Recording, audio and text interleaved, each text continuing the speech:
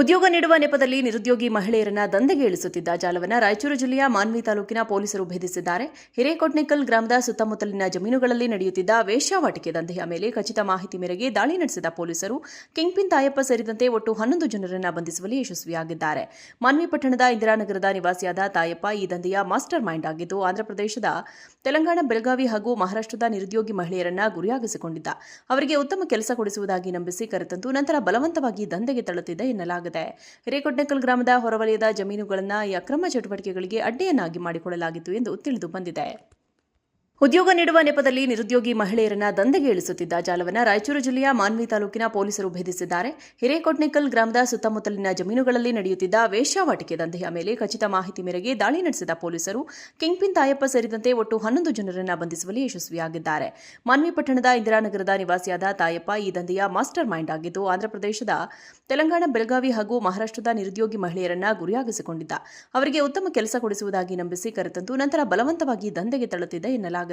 ಹಿರೇಕೊಟ್ನೆಕಲ್ ಗ್ರಾಮದ ಹೊರವಲಯದ ಜಮೀನುಗಳನ್ನು ಈ ಅಕ್ರಮ ಚಟುವಟಿಕೆಗಳಿಗೆ ಅಡ್ಡೆಯನ್ನಾಗಿ ಮಾಡಿಕೊಳ್ಳಲಾಗಿತ್ತು ಎಂದು ತಿಳಿದು ಬಂದಿದೆ.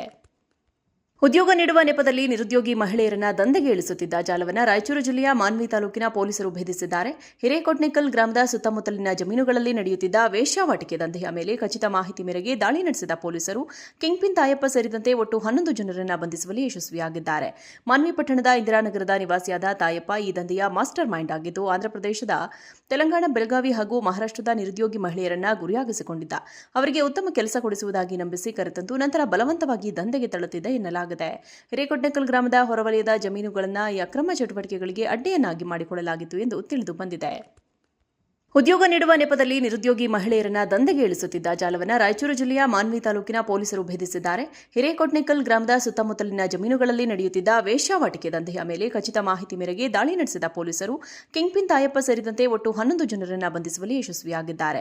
ಮಾನ್ವಿ ಪಟ್ಟಣದ ಇಂದಿರಾನಗರದ ನಿವಾಸಿಯಾದ ತಾಯಪ್ಪ ಈ ದಂಧೆಯ ಮಾಸ್ಟರ್ ಮೈಂಡ್ ಆಗಿದ್ದು, ಆಂಧ್ರಪ್ರದೇಶದ, ತೆಲಂಗಾಣ, ಬೆಳಗಾವಿ ಹಾಗೂ ಮಹಾರಾಷ್ಟ್ರದ ನಿರುದ್ಯೋಗಿ ಮಹಿಳೆಯರನ್ನ ಗುರಿಯಾಗಿಸಿಕೊಂಡಿದ್ದ. ಅವರಿಗೆ ಉತ್ತಮ ಕೆಲಸ ಕೊಡಿಸುವುದಾಗಿ ನಂಬಿಸಿ ಕರೆತಂದು ನಂತರ ಬಲವಂತವಾಗಿ ದಂಧೆಗೆ ತಳ್ಳುತ್ತಿದ್ದ ಎನ್ನಲಾಗಿದೆ. ಹಿರೇಕೊಟ್ನೆಕಲ್ ಗ್ರಾಮದ ಹೊರವಲಯದ ಜಮೀನುಗಳನ್ನು ಈ ಅಕ್ರಮ ಚಟುವಟಿಕೆಗಳಿಗೆ ಅಡ್ಡೆಯನ್ನಾಗಿ ಮಾಡಿಕೊಳ್ಳಲಾಗಿತ್ತು ಎಂದು ತಿಳಿದು ಬಂದಿದೆ.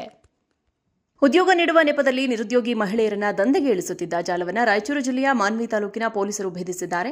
ಹಿರೇಕೊಟ್ನಿಕಲ್ ಗ್ರಾಮದ ಸುತ್ತಮುತ್ತಲಿನ ಜಮೀನುಗಳಲ್ಲಿ ನಡೆಯುತ್ತಿದ್ದ ವೇಶ್ಯಾವಾಟಿಕೆ ದಂಧೆಯ ಮೇಲೆ ಖಚಿತ ಮಾಹಿತಿ ಮೇರೆಗೆ ದಾಳಿ ನಡೆಸಿದ ಪೊಲೀಸರು ಕಿಂಗ್ಪಿನ್ ತಾಯಪ್ಪ ಸೇರಿದಂತೆ ಒಟ್ಟು 11 ಜನರನ್ನು ಬಂಧಿಸುವಲ್ಲಿ ಯಶಸ್ವಿಯಾಗಿದ್ದಾರೆ.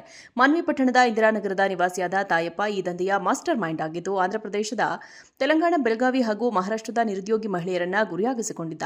ಅವರಿಗೆ ಉತ್ತಮ ಕೆಲಸ ಕೊಡಿಸುವುದಾಗಿ ನಂಬಿಸಿ ಕರೆತಂದು ನಂತರ ಬಲವಂತವಾಗಿ ದಂಧೆಗೆ ತಳ್ಳುತ್ತಿದ್ದ ಎನ್ನಲಾಗಿದೆ. ಹಿರೇಕೊಟ್ನೆಕಲ್ ಗ್ರಾಮದ ಹೊರವಲಯದ ಜಮೀನುಗಳನ್ನು ಈ ಅಕ್ರಮ ಚಟುವಟಿಕೆಗಳಿಗೆ ಅಡ್ಡೆಯನ್ನಾಗಿ ಮಾಡಿಕೊಳ್ಳಲಾಗಿತ್ತು ಎಂದು ತಿಳಿದು